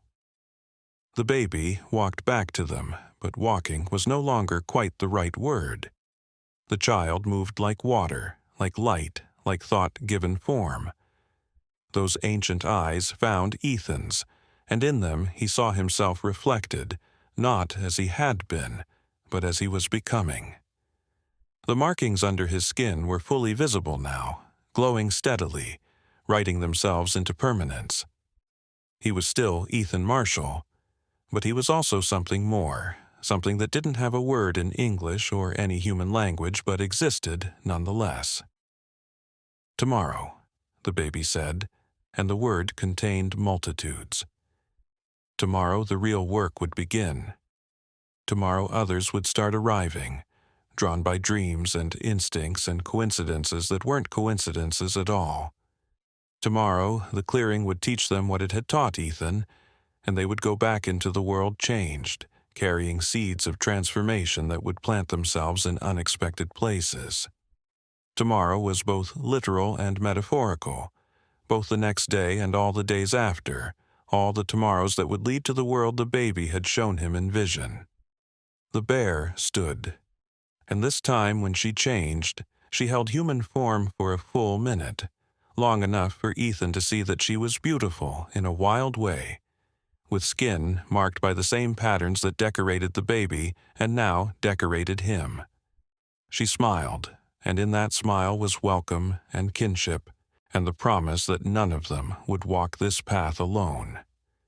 Then she was a bear again, but the memory of her human form lingered like an afterimage, a reminder that shape was fluid, that identity was multiple, that the boundaries between forms were conventions rather than laws. As darkness fell, Ethan knew he should leave, return to the world beyond the clearing, but the thought felt impossible. How could he go back to his apartment, his old life, pretending that none of this had happened? The baby seemed to sense his distress and touched his hand again, sending comfort and understanding through the connection. He would go back, but he wouldn't be pretending. He would be preparing, gathering supplies, making arrangements, because his old life was ending and his new one required different things. "You'll know what to do," the child said with that unnerving wisdom. "The knowing comes when you need it, not before. Trust the process, trust the forest, trust yourself. And remember, you're never alone now. Through the stone, through the markings, through the song we've shared, we're connected. Distance doesn't matter. Time doesn't matter. We're part of the same story now, and stories don't care about the limitations of space and time. The bear walked him to the edge of the clearing again, but this time she went further, accompanying him partway through the forest. In her presence, the darkness wasn't dark at all, but full of subtle lights, phosphorescent fungi and fireflies that shouldn't have been active in October, and the faint glow that seemed to emanate from his own skin now. When she finally stopped, turning back toward the clearing, she rose on her hind legs and placed both paws on his shoulders, a blessing and a farewell, and a promise of reunion all in one gesture. The walk back to his car was different this time. The forest spoke to him in ways he was only beginning to understand. Every tree a potential conversation, every rustle in the underbrush a greeting from creatures that recognized him as changed, as one who had been touched by the old magic and lived to tell about it. His phone, when he reached his car and it came back into signal, showed dozens of missed calls and messages, the world wondering where he had been for 3 days. But those concerns felt distant, unimportant compared to what was happening in the clearing, what was happening to him, what was happening to the world even if most people didn't know it yet. As he drove home, Ethan thought about the baby's words about gathering others. Already, he could feel them out there, little points of light in his expanded awareness, people who were ready even if they didn't know what they were ready for. Some were children, their abilities just beginning to manifest in ways their parents couldn't explain. Some were adults who had always felt different, wrong, like they didn't quite fit in the world as it was constructed. Some were elders who remembered stories their grandparents had told, stories that were dismissed as folklore, but were actually instruction manuals for a way of being that was about to become necessary again. His apartment felt like a shell he had outgrown, too small for what he was becoming. But he moved through it with purpose, packing things he somehow knew he would need: camping gear, notebooks, his camera equipment, clothes that could withstand forest living. He also packed things that made no logical sense but felt necessary. Crystals Sarah had collected, feathers he had found over the years, a compass that had belonged to his grandfather. Each item hummed with potential purpose, waiting to reveal its role in the story that was unfolding. That night, he didn't sleep. Instead, he sat with the glowing stone in his hands and let his consciousness drift back to the clearing. He could see through the connection, not with his eyes, but with something deeper. The baby was awake too, sitting in the bear's lap, both of them watching the stars through the canopy. The child was growing even as Ethan watched, features becoming more defined, limbs lengthening, hair growing thick and dark like Lily Morgan's had been. By tomorrow, the baby might be a child of 5 or 6, maybe older. The acceleration should have been frightening, but instead, it felt like watching a flower bloom in time-lapse, natural and beautiful and perfectly timed. Through the stone, the baby spoke to him, voice carrying across the miles as clearly as if they were sitting side by side. The child told him stories of the world that was coming, painted pictures with words of cities where buildings were living trees shaped by human need and plant willingness, where technology ran on the same energy that made seeds sprout and hearts beat. A world where children learned to speak to animals as naturally as they learned to read, where the elderly were revered for their ability to hear the stories stones told about deep time, where the barriers between human and nature had dissolved into a dance of mutual benefit and respect. But the child also spoke of the challenges ahead, the resistance from those who profited from separation, who built their power on the illusion that humans were above rather than part of nature. There would be those who would try to stop the awakening, who would see the children, like the baby, as threats to the established order. That was why the network was necessary, why the awakening was happening simultaneously around the world rather than from a single point. Too many to stop, too widespread to suppress, too interconnected to divide. "But we don't fight them," the baby said through the stone connection. "We grow around them like vines around a fence. We show by being what we are, by living the connection, by demonstrating that there's another way. Some will join us when they see. Others will fade away as the old world they're clinging to dissolves. Violence is the old way. We're creating something new, and it requires new methods, new approaches, new ways of thinking about change and transformation." The bear added her own voice to the conversation, not in words, but in feelings and images. She showed Ethan her dreams, vast and wild and beautiful. Dreams of forests spreading back into lands that had been cleared, not through human absence, but through human partnership. Dreams of her kind and humankind learning from each other, teaching each other, becoming something together that neither could be alone. Dreams of the baby grown, standing between worlds as bridge and translator, helping both sides remember that there had never really been sides at all, just different expressions of the same life force. As dawn approached, Ethan felt a pull to return to the clearing that was almost physical. He gathered the things he had packed, left a note for his landlord saying he would be gone indefinitely, and drove back through the lightning city toward the forest that now felt more like home than any building ever had.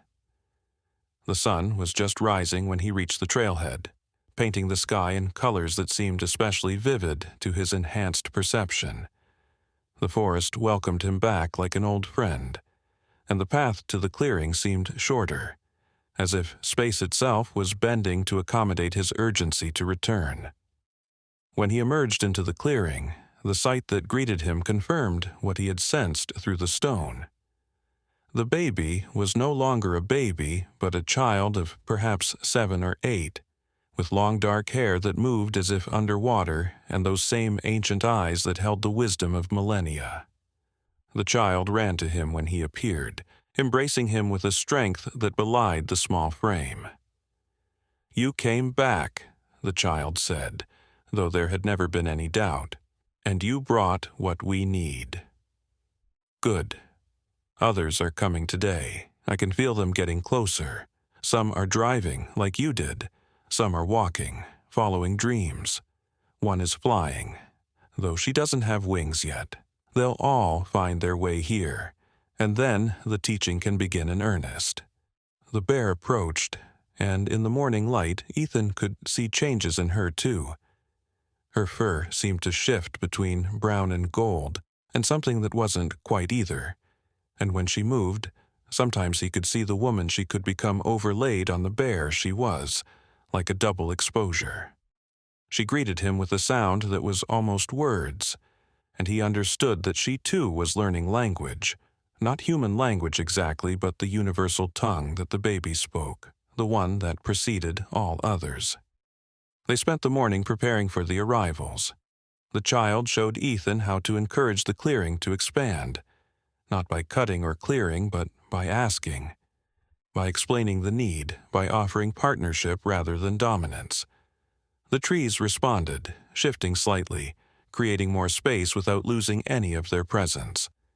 The moss spread to carpet the new area, already beginning to glow with that phosphorescent light. The spring bubbled higher, creating a small pool of that crystalline, luminescent water. The first visitor arrived just after noon. A woman in her 30s with haunted eyes and hands that shook until she entered the clearing. Then the shaking stopped, and she stood straighter, as if a weight she had carried for years had suddenly lifted. She looked at the bear without fear, at the child with recognition rather than surprise, at Ethan with a question he answered without words. Yes, this was real. Yes, she was meant to be here. Yes, everything she had felt her whole life about being different, wrong, broken, had actually been her spirit recognizing that she was meant for something the regular world couldn't accommodate. The child took the woman's hands, and her hidden markings blazed to life, spiraling across her skin in patterns that made her gasp and then laugh with joy. The bear nuzzled her gently, welcoming her into their impossible family. And Ethan found himself explaining what he had learned, sharing his 3 days of transformation, helping her understand that she wasn't going crazy, she was going sane in a way that the world had forgotten was possible. More arrived throughout the afternoon. A teenage boy whose eyes saw too much and whose parents thought he was schizophrenic. An elderly man who had spent his life in forests and knew trees better than people. A mother with a baby whose eyes were already ancient, already knowing. Each one was welcomed, awakened, shown their markings and their purpose in the great transformation that was beginning. The clearing expanded to accommodate them all, and the forest sang with joy at each new arrival. The child moved among them like a small prophet, touching each person and awakening abilities they didn't know they had. The teenager could hear the thoughts of animals. The elderly man could feel the health or sickness of trees through touch. The mother discovered she could sing plants into growing, her voice encouraging seeds to sprout and flowers to bloom. Each gift was different but connected, pieces of a vast puzzle that was only beginning to reveal its pattern. As the sun began to set, they gathered in a circle, the child and the bear at the center, the others arranged around them like petals of a flower. The child spoke of what was coming, of the role each of them would play, of the network that was forming across the world. Some would stay here, learning and growing and teaching others who would come. Some would return to their lives but changed, carrying the transformation back into the world like seeds on the wind.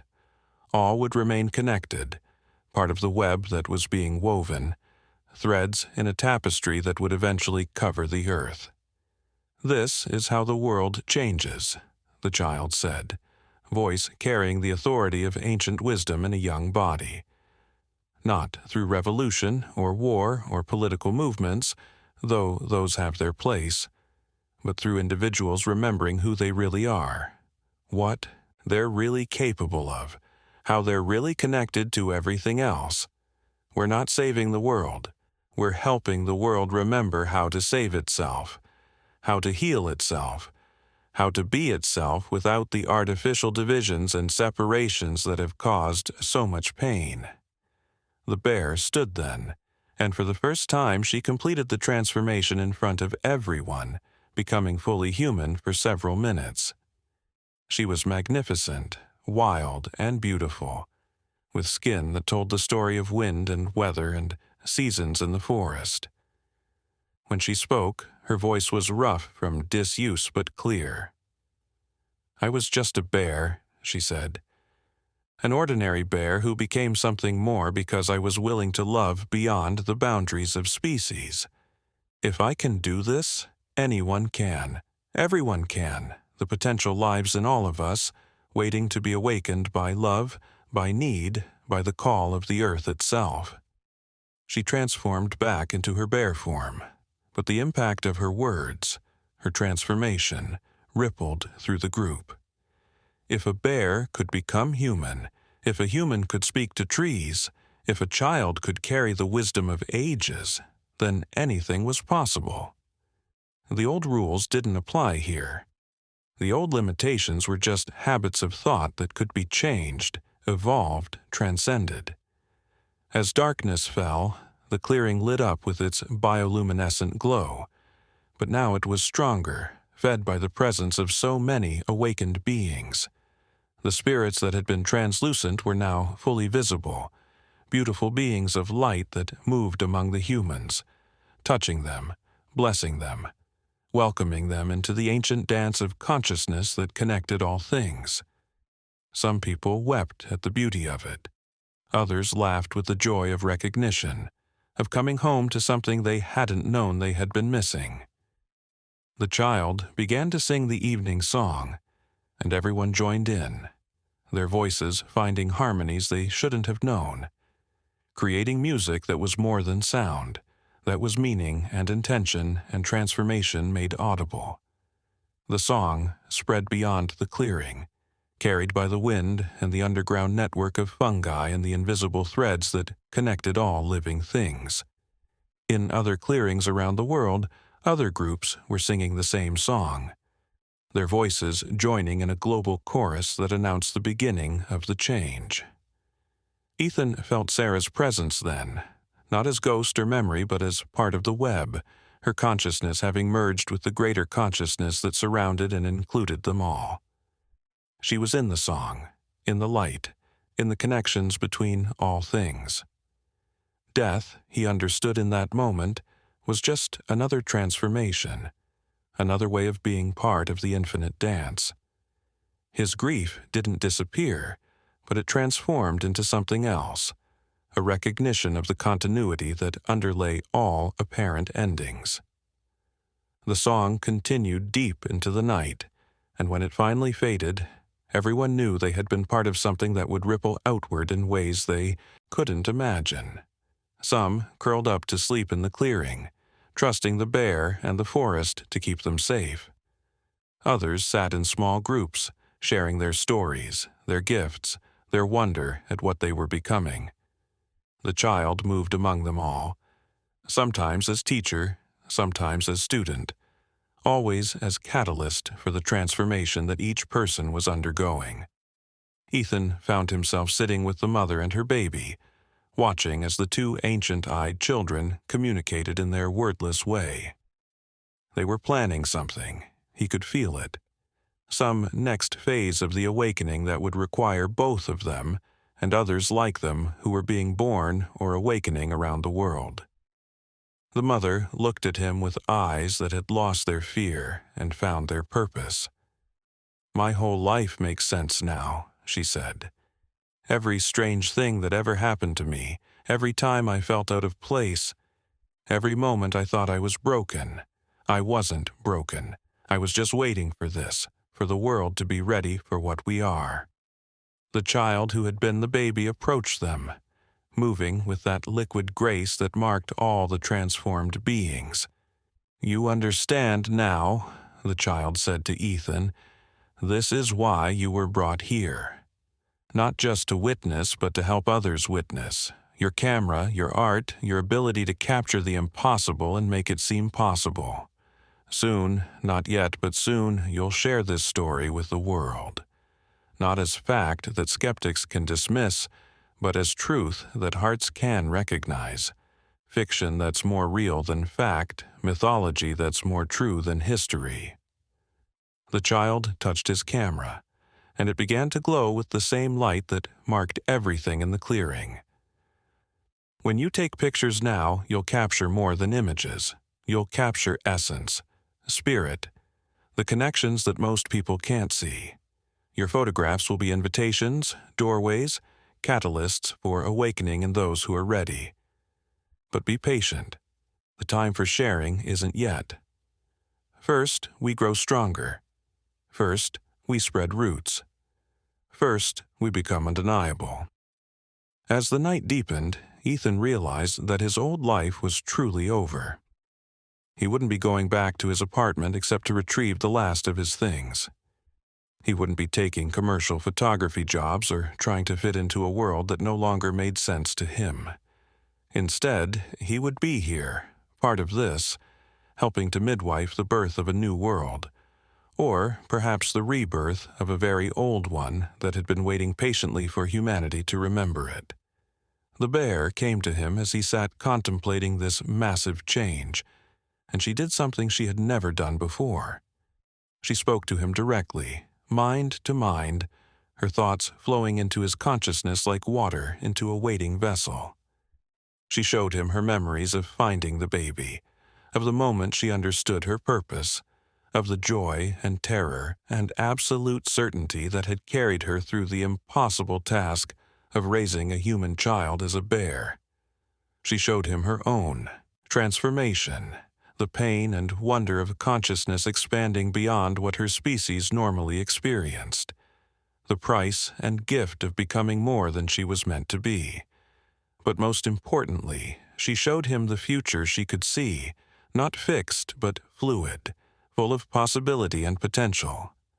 A future where the clearing was just one of thousands of places where the old magic was returning, where children grew up knowing they could speak to animals and plants, where adults remembered how to hear the earth's voice, where the artificial barriers between human and nature dissolved into partnership and mutual flourishing. It wasn't utopia. There was still struggle, still growth, still the necessary tensions that drove evolution, but it was whole in a way the current world wasn't. Healed in places that had been broken for so long people had forgotten they were wounds. The vision ended, and Ethan found himself looking into the bear's eyes, those impossibly intelligent eyes that held such love and wisdom and patient hope. She nuzzled him gently, accepting him fully into the strange family that was forming here, the bonds that transcended species and conventional understanding. He wrapped his arms around her massive neck, feeling her warmth, her strength, her wild heart beating against his chest. This was real. This was happening. This was his life now, and despite the magnitude of the change, he wouldn't go back to his old existence for anything. The child appeared beside them, no longer entirely human in appearance. The markings that had been under the skin were now on it, glowing patterns that shifted and changed like living calligraphy, writing and rewriting the story of transformation. The child's hair moved with its own wind, and those ancient eyes held stars, actual stars, points of light that suggested cosmos within. This was what the baby was becoming, something between human and spirit, between earth and sky, between what was and what could be. Tomorrow, more will come, the child said, and the word more carried weight. Dozens, then hundreds, then thousands. Not all here, the clearing can only hold so many bodies. But connected here, part of the network that spreads from this point. Some will fear us. Some will try to stop us. But we are like water, flowing around obstacles, finding every crack, every opening, every possibility for growth. We don't fight, we grow, we don't destroy, we transform, we don't conquer, we include. The child looked at each person in the clearing, and Ethan knew that each was receiving a personal message, an understanding of their particular role in what was coming. His own message was clear. Document, witness, prepare to share when the time was right. He was to be the storyteller, the one who would help the world understand what was happening when the transformation became too obvious to ignore. Not through facts and evidence that could be debated, but through story and image and art that spoke to the parts of people that already knew this was possible, that had been waiting for it, hoping for it, even while their rational minds insisted it was impossible. The night was deep now, and most of the group had settled into sleep, trusting the clearing's safety. But Ethan remained awake, watching as the child and the bear sat together in the center of the clearing, surrounded by the dancing spirits of light. They were planning, he could feel it, not with words, but with shared intention, weaving the threads of possibility into probability, probability into actuality. The transformation of the world was being orchestrated not from above, but from within, from the grassroots of consciousness itself. An owl called from the forest, and the child answered in the owl's own language, a conversation that made the bear rumble with what sounded like laughter. Even the nocturnal creatures were part of this, Ethan realized. Every living thing was being invited to participate in the transformation, to reclaim its voice in the grand conversation that civilization had tried to make a monologue. The owl flew into the clearing, landing near the child, and when it touched the glowing moss, it too began to shimmer with inner light, its eyes becoming even more knowing, even more aware. The child stood and walked to where Ethan sat, settling beside him with the easy familiarity of old friends, though they had known each other only days. "You're wondering if you're strong enough for this," the child said, not a question, but a statement.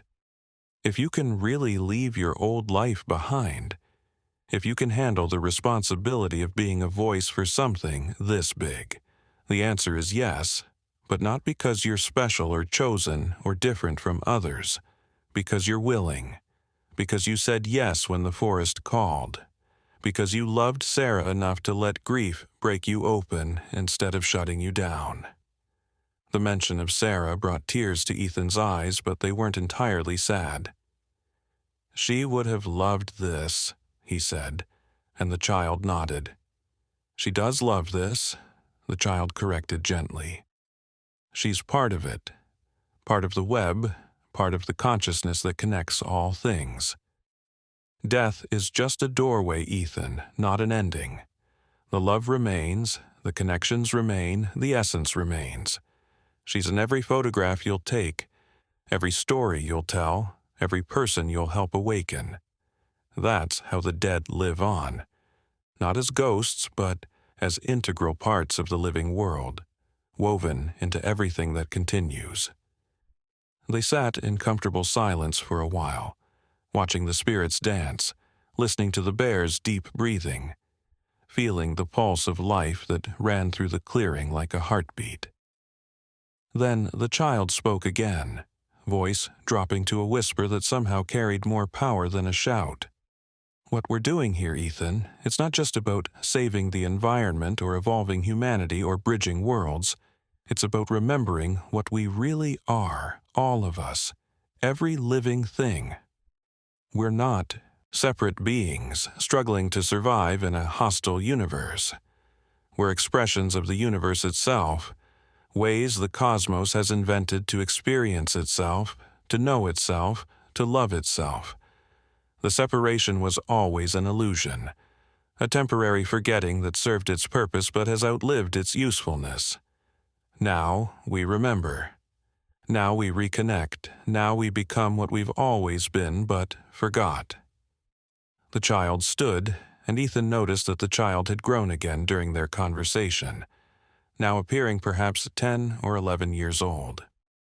At this rate, the child would be fully grown within days, but Ethan suspected that physical maturity wasn't the end point. The child was becoming something that transcended age, that existed outside the normal flow of time, that could be ancient and young simultaneously without contradiction. "Sleep now," the child said, and there was gentle command in the words. "Tomorrow brings new challenges, new gifts, new transformations. You'll need your strength, your clarity, your full presence. Dream of the world we're creating, and let those dreams guide your waking actions." Ethan found a soft spot in the glowing moss and lay down, his body immediately relaxing into the earth's embrace. Above him, the canopy had parted slightly, revealing stars that seemed closer and brighter than they should be. He could feel the connections now, the threads that linked him to everyone in the clearing, to the bear and the child, to the forest and the spirits, to Sarah wherever her consciousness had gone, to the entire living web of existence. As sleep began to claim him, he heard the child begin a new song, different from the evening song, older and deeper and more complex. It was a song of becoming, of transformation, of the endless creativity of existence itself. The bear joined in, her voice a low harmony that seemed to rise from the earth itself. And then, one by one, the sleeping humans began to hum along, unconsciously participating in the song even in their dreams. Ethan's last conscious thought was wonder at how much had changed in just 3 days. He had arrived here a broken man, grieving and lost, searching for something he couldn't name. Now he was part of something vast and beautiful and impossible, something that would reshape the world not through force, but through invitation, not through destruction, but through transformation. The old Ethan Marshall was gone, or rather, had been revealed as only a small part of what he really was. The new Ethan, the true Ethan, was connected to everything, part of the living web, a voice for the voiceless and a bridge between worlds. He slept, and in his dreams, he saw the world that was coming.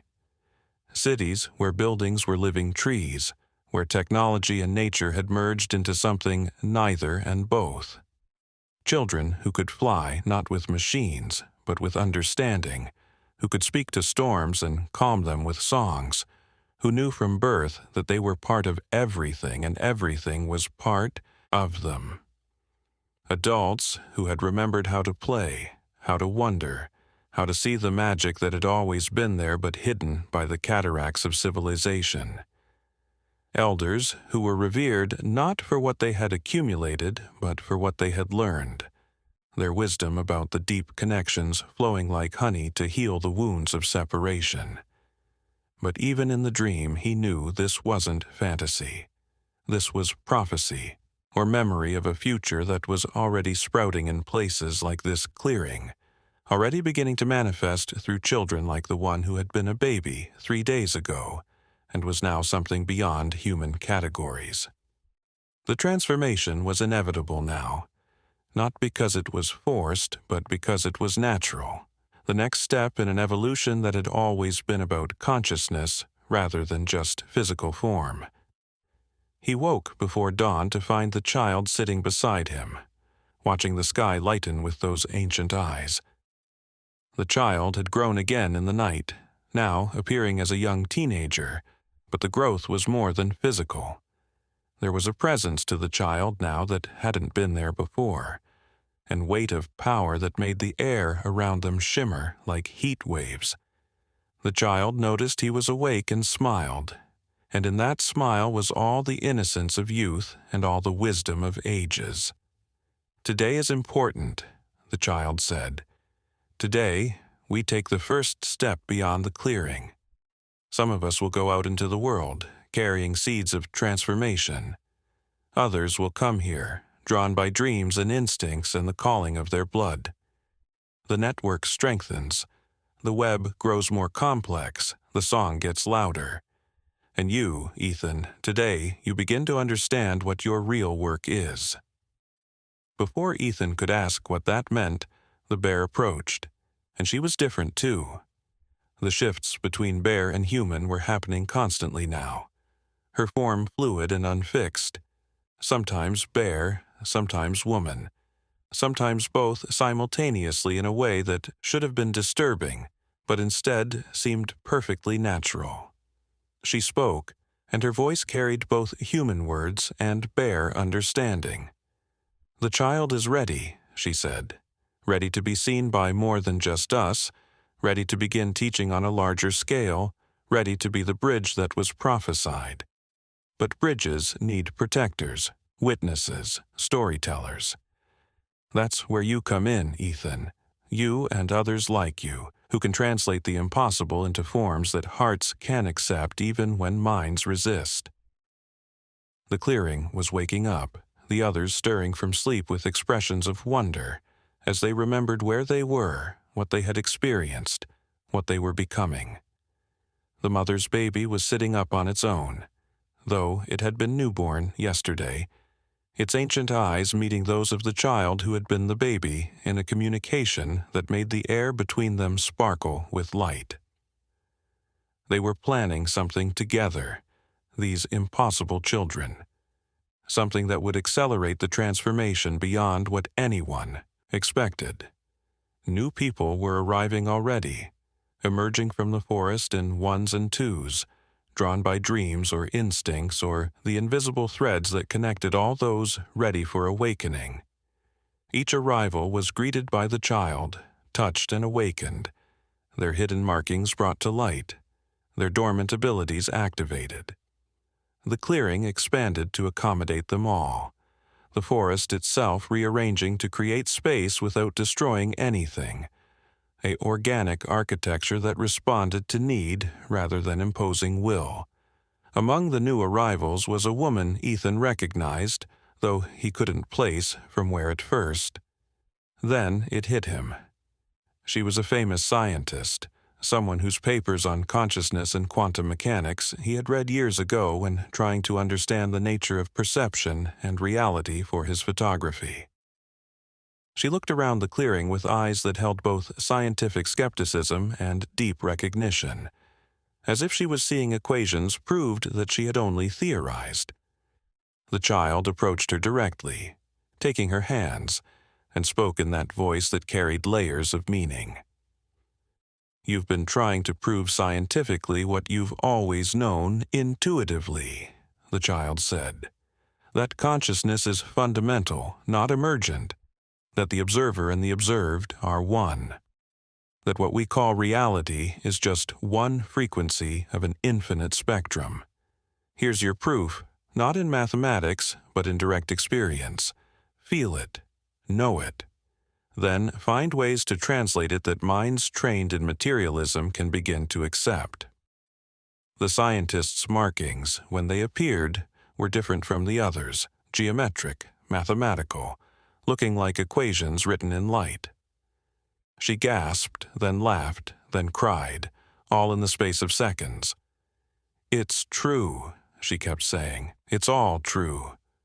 Everything I suspected but couldn't prove. Consciousness is the foundation, not the byproduct. We're all connected, not metaphorically but literally, through quantum entanglement at the deepest level." The child smiled and moved on to the next arrival, but the scientist remained standing there, staring at her glowing hands, watching the equations write and rewrite themselves across her skin. Ethan approached her, recognizing a fellow translator, someone else who would help bridge the gap between the magical and the mundane, the mystical and the material. "It's a lot to take in," he said gently, and she looked at him with eyes that were simultaneously overwhelmed and exhilarated. "I've spent 30 years trying to prove what I just experienced in 30 seconds, she said. "All my research, all my theories, they were just fumbling attempts to describe this. But how do we tell others? How do we make them understand that everything they think they know about reality is just a tiny slice of what's actually possible?" "We don't make them understand," Ethan replied, surprising himself with his certainty. "We show them, we invite them. We create doorways for those who are ready to walk, through your equations, my photographs, the child's very existence. They're all invitations, not arguments. The ones who are ready will recognize the truth. The ones who aren't will dismiss it until they are ready. Our job isn't to convince but to be available, to be visible, to be proof that another way is possible." She nodded slowly, understanding dawning in her eyes. Then she looked at the child, who was now standing in the center of the clearing, beginning to speak to the assembled group. The child's voice carried easily, reaching everyone despite the size of the gathering, speaking directly to the part of each person that already knew everything the child was saying. "You are here because you heard the call," the child said. "Not with your ears, but with your essence. You're here because the earth needs you, because humanity needs you, because the future needs you to remember what you really are. You're not just human, you're not just animal, you're not just spirit. You're all of these and more expressions of the infinite creativity of existence itself. The separation between human and nature, between self and other, between material and spiritual, these were useful illusions for a time, allowing certain kinds of growth and exploration. But that time is ending, the illusions are dissolving. Reality is revealing itself as far more magical, far more connected, far more alive than the dominant worldview has allowed." The child paused, looking at each person in turn, and Ethan felt that gaze like a physical touch, warm and electric and transformative. "Some of you will stay here, learning and growing and teaching others. Some will return to your lives, but changed, carrying the transformation like seeds. Some will create new clearings, new centers of awakening, spreading the network across the world." All of you will remain connected, part of the web we're weaving, threads in the tapestry of transformation. You'll know what to do when the time comes. The knowing will arise from within, from the same place that brought you here. The bear stood beside the child, shifting between forms so rapidly now that she appeared to be both simultaneously an overlap of realities that should have been impossible, but simply was. She added her voice to the child's, speaking of the wild wisdom, the animal knowing, the intelligence that existed in every living thing but had been ignored or dismissed by human supremacy. She spoke of the partnership that was possible, the communication that could exist between species, the collaboration that could heal the wounds of separation and exploitation. As they spoke, Ethan raised his camera, knowing this was a moment that needed to be captured, even if the images would never be shared publicly. Through the viewfinder, he saw more than what normal eyes could see. The connections between people appeared as threads of light. The spirits that danced at the clearing's edge were fully visible, beautiful and terrible, and absolutely necessary. The child and the bear were surrounded by coronas of energy that painted impossible colors in the air, and underneath it all, the pulse of the earth itself, the heartbeat that connected everything to everything else. He took photo after photo, each one capturing not just image but essence, not just form but spirit. The camera had been transformed by the child's touch, able now to see what Ethan saw, to capture the impossible and make it seem inevitable. These photos would be his contribution, eventually. Not proof for skeptics, but recognition for seekers, breadcrumbs for those trying to find their way to places like this clearing. The gathering continued throughout the day, with the child and the bear teaching through demonstration rather than lecture. They showed people how to communicate with trees, how to hear the songs in stones, how to feel the underground network of fungi that connected every plant in the forest. They revealed that abilities considered supernatural were actually completely natural, just suppressed by centuries of disbelief and disconnection. Telepathy, telekinesis, healing, prophecy, all were shown to be not magic but technology, the technology of consciousness itself when it remembered its true capabilities. One man discovered he could make plants grow with his thoughts, encouraging seeds to sprout and reach toward the sun in minutes rather than days. A woman found she could speak to water, understanding its memories, its travels, its needs. A teenager realized they could see the threads of probability, the potential futures spreading out from each present moment like branches of an infinite tree. Each person's gift was unique but connected, pieces of a vast puzzle that was only beginning to reveal its pattern. As afternoon became evening, the child called everyone together again. The child had continued to age throughout the day and now appeared to be in late adolescence, tall and graceful and radiating power that made the air shimmer. But the eyes remained the same, ancient and knowing and infinitely compassionate. "Tonight, we expand beyond this clearing," the child announced. "Tonight, we sing a song that will be heard around the world, not by ears but by hearts. Tonight, we strengthen the web until it becomes unbreakable. And tomorrow, some of you will leave, carrying what you've learned back into the world. The transformation has begun, and it cannot be stopped. But it can be guided, shaped, made gentle rather than catastrophic. That's our work, to help humanity and the earth remember they are one, to heal the wounds of separation, to midwife the birth of a world where the magical and the mundane dance together." As darkness fell and the clearing began to glow with its bioluminescent light, everyone formed a circle, hands joined, hearts open. The child began to sing, and the song was different from before, more complex, more powerful, carrying harmonics that resonated in dimensions beyond the physical. The bear joined, then Ethan, then everyone, their voices weaving together into something that was more than music, that was intention made audible, transformation given voice. The song spread outward from the clearing in ripples of light that only some could see, but all could feel. It traveled through the underground network of fungi, through the roots of trees, through the waters that connected all lands. It reached other clearings where other groups were gathering, other children were awakening, other bears were discovering they could be more than bears. It touched the sleeping minds of those ready to wake up, the questioning hearts of those ready to believe, the struggling souls of those ready to transform. In cities around the world, people paused in whatever they were doing, feeling something shift, something call to them, something whisper that the world was more magical than they had been told.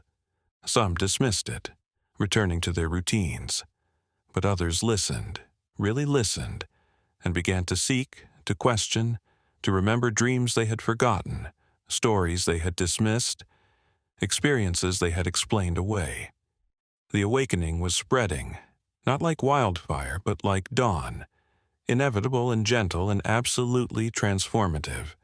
The song reached a crescendo that seemed to break reality itself, and for a moment, everyone in the clearing saw everything, the full web of connection, the infinite creativity of existence, the love that was the fundamental force of the universe, not weak but stronger than gravity, than electromagnetism, than any of the forces physics had named. They saw their place in it all, not small but integral, not separate but woven into the very fabric of being itself. Then the song ended, and there was silence, but it was a silence full of potential, pregnant with the future that was being born. The child looked around at the assembled group with those ancient eyes and smiled, a smile that held all the innocence of youth and all the wisdom of eternity. "Now you know," the child said simply. "Now you remember. Now you begin."